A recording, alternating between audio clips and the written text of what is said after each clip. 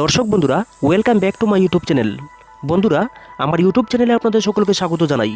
তো চলুন বিভিন্ন স্বনামধন্য পত্র পত্রিকায় প্রকাশিত কয়েকটি বিশেষ খবর দেখে নেওয়া যাক। ডেইলি দেশের কথায় প্রকাশিত বিশেষ খবরটি হলো, অধ্যক্ষের পদে কে, বিরোধীদের সঙ্গে কথা বলেনি কেন্দ্র। লোকসভার অধ্যক্ষ পদের প্রার্থী নিয়ে বিরোধী দলীয় সঙ্গে সোমবার কোনো আলোচনা শুরু করেনি বিজেপি। অষ্টাদশ লোকসভার প্রথম অধিবেশন এই দিন শুরু হয়েছে। মঙ্গলবার পর্যন্ত চলবে সাংসদদের শপথ গ্রহণ পর্ব। বুধবার হবে অধ্যক্ষ ও উপাধ্যক্ষ নির্বাচন।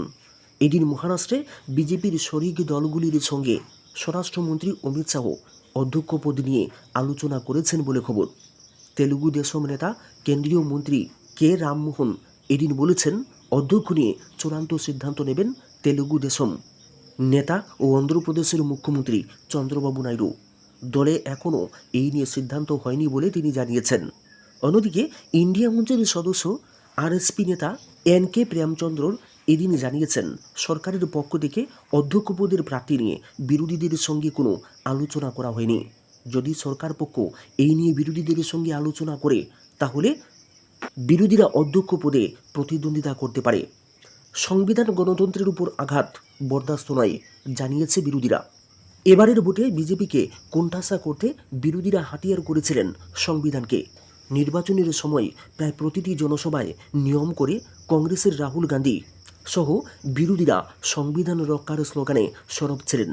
সেই ধারা যে এবার লোকসভার অষ্টাদশ অধিবেশনও অব্যাহত থাকবে, তা টের পাওয়া গিয়েছে সোমবারই। এদিন লোকসভার অধিবেশন শুরুর আগেই সংসদ চত্বরে জড়ো হয়ে নিজের শক্তি বুঝিয়ে দিয়েছেন বিরোধীরা। তারা হাতে প্রতিটি সংবিধান তুলে ধরে সমস্বরে গণতন্ত্র বাঁচাও যে স্লোগান দিয়েছেন। কংগ্রেস সাংসদ রাহুল গান্ধী তো বলেই দিয়েছেন, নরেন্দ্র মোদী কিংবা অমিত শাহ যেভাবে সংবিধানকে আঘাত করতে চাইছেন, তা এবার কোনোভাবেই বরদাস্ত করবে না বিরোধীরা। এমনকি সংসদের ভেতরেও তারা প্রধানমন্ত্রী নরেন্দ্র মোদী, স্বরাষ্ট্রমন্ত্রী অমিত শাহ এবং শিক্ষামন্ত্রী ধর্মেন্দ্র প্রধানের সাংসদ হিসাবে শপথ নেওয়ার সময় যেভাবে পাল্টা স্লোগানে মুখরিত হলেন, তাতে স্পষ্ট হয়ে গিয়েছে অন্যবারের থেকে এইবারের লোকসভা বিরোধীদের আরও শক্তিশালী, আরও ঐক্যবদ্ধ অবস্থার সাক্ষী হতে চলেছে। এই দিন সংসদ চত্বরে আগে যেখানে গান্ধী মূর্তি ছিল, সেখানেই সকালে জড়ো হয়েছেন বিরোধীরা। সংবিধান হাতে নিয়ে স্লোগান দিতে থাকেন, দীর্ঘজীবী হোক সংবিধান, আমরা সংবিধান রক্ষা করব, গণতন্ত্রকে বাঁচাবো। তারা বলেছেন, মোদী এবং শাহ সংবিধানকে অস্বীকার করতে চান, বারংবার আঘাত করেছেন সংবিধানকেই। এই কারণেই লোকসভার অধিবেশন শুরুর প্রাক্কালে সংবিধান হাতে নিয়ে আমরা শপথ নিলাম। এই বার্তা আমরা দেশবাসীর কাছেও পৌঁছে দিয়েছি যে সংবিধান গণতন্ত্র রক্ষাই আমাদের অঙ্গীকার। তারা যে কোনো ধরনের অন্যায় এবং অবিচারের বিরুদ্ধে ঐক্যবদ্ধ লড়াই করবেন, সেই কথাও এদিন স্মরণ করিয়ে দিয়েছেন তারা। এই কর্মসূচিতে কিছুক্ষণের জন্য উপস্থিত ছিলেন কংগ্রেস নেত্রী সোনিয়া গান্ধীও। প্রধানমন্ত্রী মোদী এদিন জরুরি অবস্থার প্রসঙ্গে টানলেও বিরোধীরা উল্টে গত 10 বছরে তারা রাজত্বকেই অঘোষিত জরুরি অবস্থা বলে অভিযোগ করেছেন।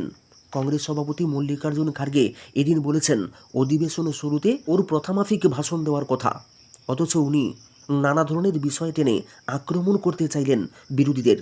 এইবারের ভোটে ওর নৈতিক এবং রাজনৈতিক পরাজয় সত্ত্বেও ঔদ্ধত্য এখনও আগের মতোই দেখিয়েছেন। খার্গে বলেছেন, দেশবাসী আশা করেছিলেন যে মোদির মুখে হয়তো প্রয়োজনীয় কোনো বক্তব্য শুনতে পাবেন, উল্টে উনি সেই বাধা হতেই ভাষণ দিয়েছেন। সম্পাদকীয় অস্বস্তি বাড়ছে, যাত্রাপথেই হোঁচট। নরেন্দ্র মোদীর তৃতীয়বারের জোড়াতালি সরকার এখন কাজই শুরু করতে পারেনি। এরই মধ্যে দেশ জুড়ে জোরালো দাবি উঠেছে, কেন্দ্রীয় শিক্ষামন্ত্রীর পদ থেকে ধর্মেন্দ্র প্রধানকে পদত্যাগ করতে হবে। কি তার অপরাধ? দেশের মধ্যে নেটের মতো সর্বোচ্চ প্রবেশিকা পরীক্ষায় নজিরবিহীন দুর্নীতি এবং প্রশ্নপত্র ফাঁসের কেলেঙ্কারির দায়ে ন্যাশনাল টেস্টিং এজেন্সির ডিরেক্টর জেনারেল পদ থেকে ইতিমধ্যেই বরখাস্ত করা হয়েছে সুবোধ কুমার সিংকে। তার স্থলাভিষিক্ত হয়েছেন প্রাক্তন আমলা প্রদীপ কুমার। একের পর এক সর্বভারতীয় প্রবেশিকায় চূড়ান্ত বিনিয়ম ও কারচুপির তথ্য প্রকাশ্যে আসায় এনটিএর কাঠামো বদলের কথা ভাবতে বাধ্য হল এনডিএ সরকার।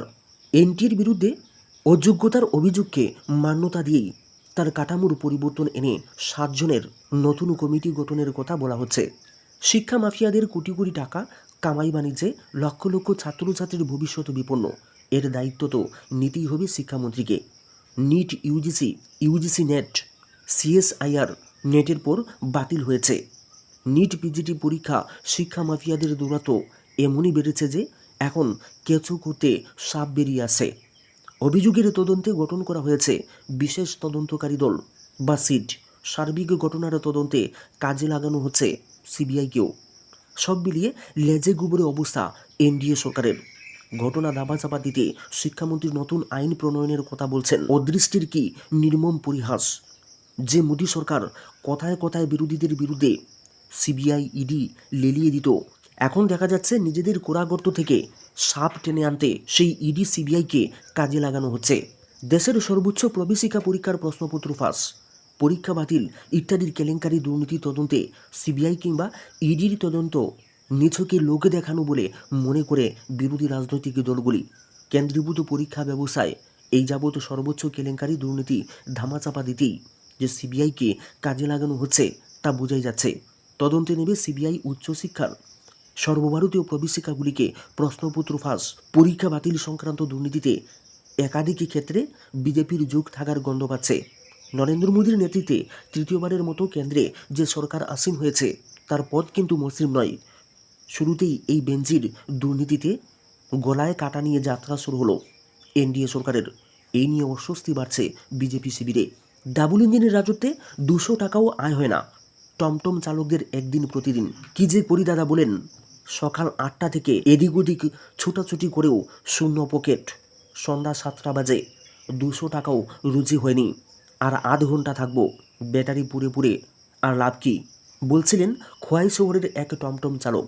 টমটম চালকের কথায় ছিল আক্ষেপের শুরু। বলছিলেন, বুঝি না দাদা ডাবল ইঞ্জিনি সরকারের মহিমা আর মাহাত্ম্য, মালুম হয় না সুশাসন আর সবকা সাথ সবকা বিকাশের মর্মমারি।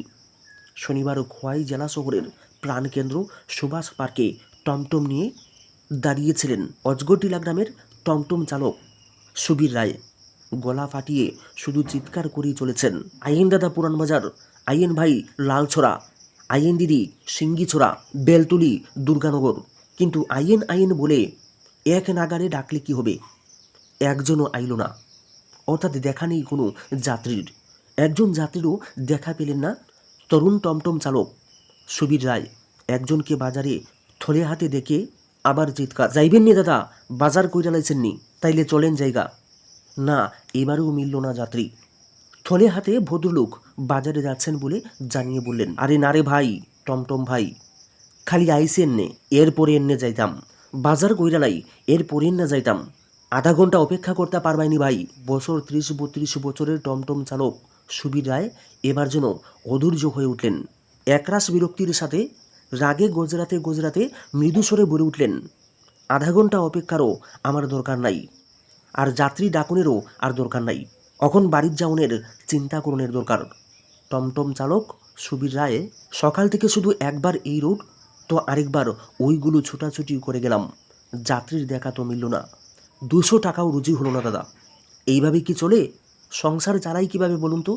সুবীর রায় বলছিলেন, হারে হারে টের পাচ্ছি ডাবল ইঞ্জিনের সুশাসন আর সবকা সাথে সবকা বিকাশ কিসের মডেল রাজ্যে।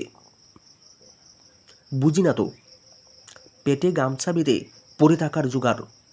বাজার থেকে চাল ডাল লবণ মরিচ কিনে নিয়ে ঘুরে ফেরা বোধ হয়ে আজ আর সম্ভব হবে না। 140 টাকা পকেটে ঢুকেছে। সারাদিনে চাল নিমু নাকি ডাল নিমু নাকি সবজি নিমু বলুন তো দাদা? টমটম চালক সুবীর রায় নিজের থেকেই বলছিলেন, 7-8 বছর আগেও তো সকাল থেকে সন্ধ্যা পর্যন্ত গাড়ি জ্বালিয়ে কম করে হলেও 600-700 টাকা রুজি হতো। আর এখন কেটা যে হইল, আর কি করে রুজি হবে কোন? ডাবল ইঞ্জিন তো শুধু মুখে মুখে, আর সরকারের প্রচারে, তার নেতা মন্ত্রীদের বক্তৃতায় ও পত্রিকার পাতায়। বাস্তবে দেখি না ডাবল ইঞ্জিন। দেশের মধ্যে চাকরি নাই, কাজ নাই, শুধু নাই আর নাই। রেগার কাম তো 20 দিনও হয় না। কেমনে যাত্রী পামু কন তো দেখি? আর এরপরে আছে রাস্তাঘাটের যন্ত্রণা। শহরের সড়কেরই তো রীতিমতো একেবারে বেহাল দশা। এই রাস্তা ধরে কি করে গাড়ি চালাই দাদা কন তো? গর্তের মধ্যে টমটমের চাক্কা পড়লে ধমকাই ওঠে যাত্রী, আর নিজের কাছেও